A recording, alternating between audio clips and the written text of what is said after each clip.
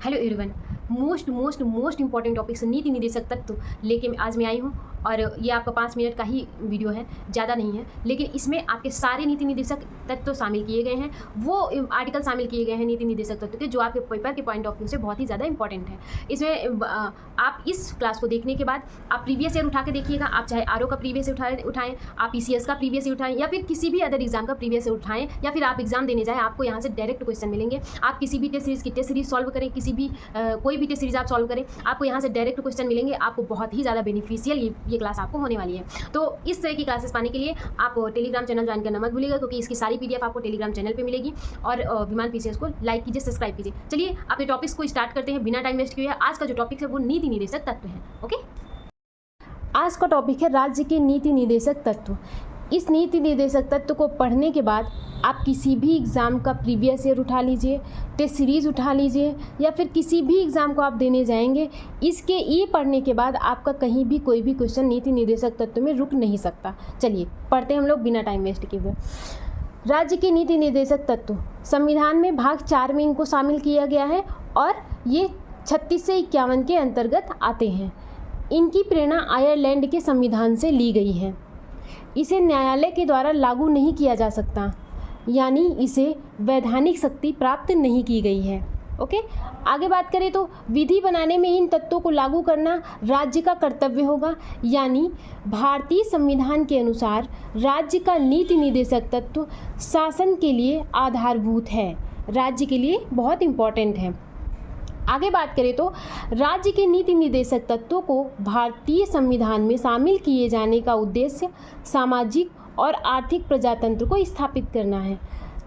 राज्य के नीति निर्देशक तत्व मौलिक अधिकारों से भिन्न है, क्योंकि नीति निर्देशक सिद्धांत प्रवर्तनीय नहीं होते, इनको बदला नहीं जा सकता न्यायालय के द्वारा, जबकि मौलिक अधिकार न्यायालय के द्वारा परिवर्तनीय है, अर्थात इनको बदला जा सकता है।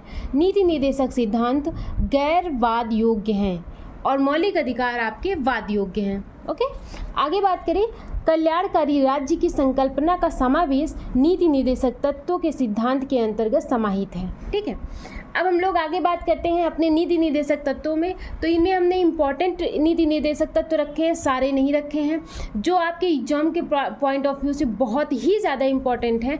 लेकिन हालांकि इसमें से आपका कोई भी क्वेश्चन छूट नहीं सकता, ये मेरा वादा है। आप इसको पढ़ने के बाद, आपका 5 मिनट के वीडियो देखने के बाद आप किसी भी एग्ज़ाम का प्रीवियस से उठा लीजिए। अगर इससे बाहर क्वेश्चन आप सॉल्व करने को पा जाए तो आप बताइएगा।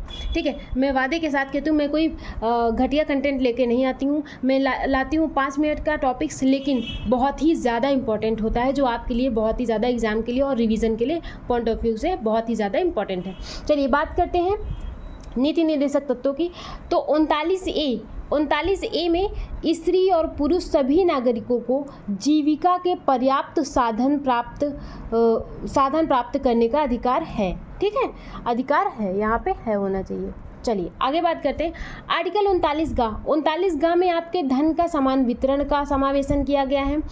अगले आर्टिकल 39 है, और 39 में आपके पुरुषों और स्त्रियों दोनों के लिए समान कार्य के लिए समान वेतन का आपका समावेशन किया गया है। ठीक है, आगे बात करें आर्टिकल 39 इसके अंतर्गत बालकों व अल्पवयस्क व्यक्तियों को शोषण से तथा नैतिक और आर्थिक परित्याग से रक्षा की जाए, इसमें दिया गया है, इसके अंतर्गत समाहित है। ठीक है, आगे अगर बात करें तो आगे अगला टॉपिक है हमारा अनुच्छेद 40।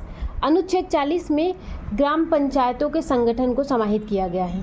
अगला आर्टिकल है हमारा 41, कुछ दशाओं में काम, शिक्षा और लोक सहायता पाने के अधिकार को समाहित किया गया है।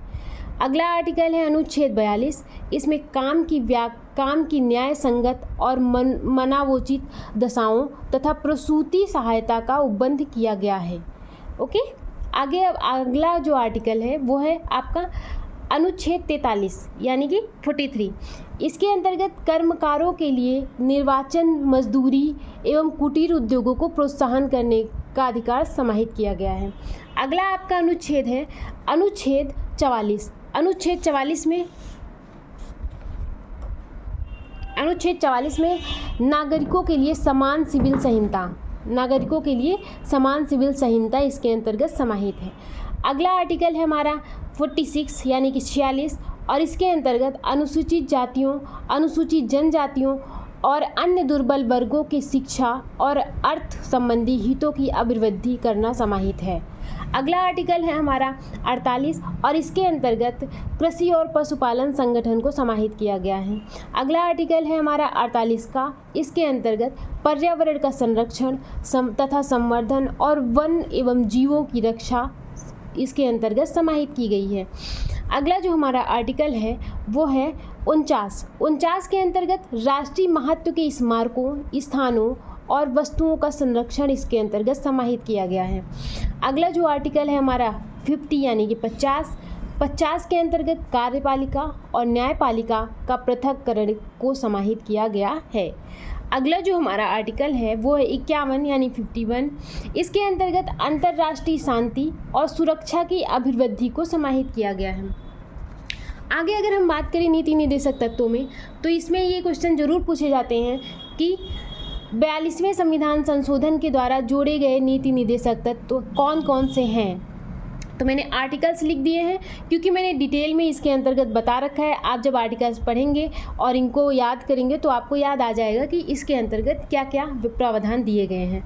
तो आर्टिकल 39 का, आर्टिकल 39 आर्टिकल 43 का और आर्टिकल 48 का 42वें संविधान संशोधन द्वारा जोड़े गए नीति निर्देशक तत्वों के अंतर्गत शामिल किए गए हैं, और इनके अंतर्गत जो प्रावधान रखे गए हैं वो मैंने आपको पहले बता दिया है डिटेल से। आप जब इसको वीडियो को पूरा देखेंगे तो आपको मिलेगा।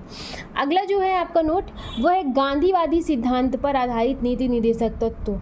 तो गांधीवादी सिद्धांत के आधारित नीति निर्देशक तत्वों में के अंतर्गत आपका आर्टिकल 40, आर्टिकल 43, आर्टिकल 46, आर्टिकल 47 और आर्टिकल 48 को समाहित किया गया है, और इसके अंतर्गत जितने प्रावधान दिए गए हैं वो आपको मैंने पहले ही बता दिया है। मैंने सारी बात आर्टिकल 40 यहाँ पर है, आर्टिकल 43 यहाँ पर है, आर्टिकल 46 यहाँ पर है, आर्टिकल 47 आपका इम्पॉर्टेंट नहीं है, वो पूछा नहीं जाता है, बल्कि गांधीवादी सिद्धांत के द्वारा उसको शामिल किया गया था, इसलिए मैंने इसको यहाँ पे मेंशन कर दिया है। बाकी ये कभी पूछा नहीं गया है, ये आपका कभी पूछा नहीं जाएगा। इसके अंदर का प्रावधान आप देख लीजिएगा प्रीवियस ईयर उठा करके, ठीक है। आर्टिकल 48 आपका ये है, ओके। तो आपको सारे प्रावधान, आर्टिकल के प्रावधान यहाँ पे मेंशन कर दिए गए हैं। आप जब वीडियो देखेंगे तो आपको सब कुछ मिलेगा। तो आज की क्लास यही है। कल हम लोग अगले बहुत ही बेहद इंपॉर्टेंट टॉपिक्स के साथ फिर से मिलेंगे। तो आप लोग कमेंट्स कीजिएगा, लाइक कीजिएगा, और विमान पीसीएस टेलीग्राम चैनल ज्वाइन करना मत भूलिएगा, क्योंकि वहाँ पर जो ये क्लास हम ले रहे हैं उसकी पूरी पीडीएफ मैं वहाँ भेजूँगी, और वहाँ पे आपको ज्वाइन करना चाहिए मेरे हिसाब से, क्योंकि ये जो टॉपिक्स हैं बहुत ही बेहद इंपॉर्टेंट है। इसमें आपको डायरेक्ट आपको यहाँ से क्वेश्चन मिलेगा। आपको यहाँ पे कोई घुमाव फिराव नहीं है। आप जब भी क्वेश्चन सॉल्व करेंगे या भी जब भी एग्ज़ाम होगा तो आपको यहाँ से direct question, point to the point आएंगे क्वेश्चन, ओके। तो आप लोग विमान पीसीएस चैनल को सब्सक्राइब कीजिए, टेलीग्राम चैनल को ज्वाइन कीजिए, क्योंकि सारी क्लासेस की पीडीएफ आपको वही मिलेंगी। मिलते हैं अगली क्लास में हम लोग, और जल्द ही जल्द हम लोग लूसेंट ला रहे हैं। शाम को लूसेंट पढ़ाई जाएगी इंपॉर्टेंट टॉपिक्स के साथ। चलिए मिलते हैं।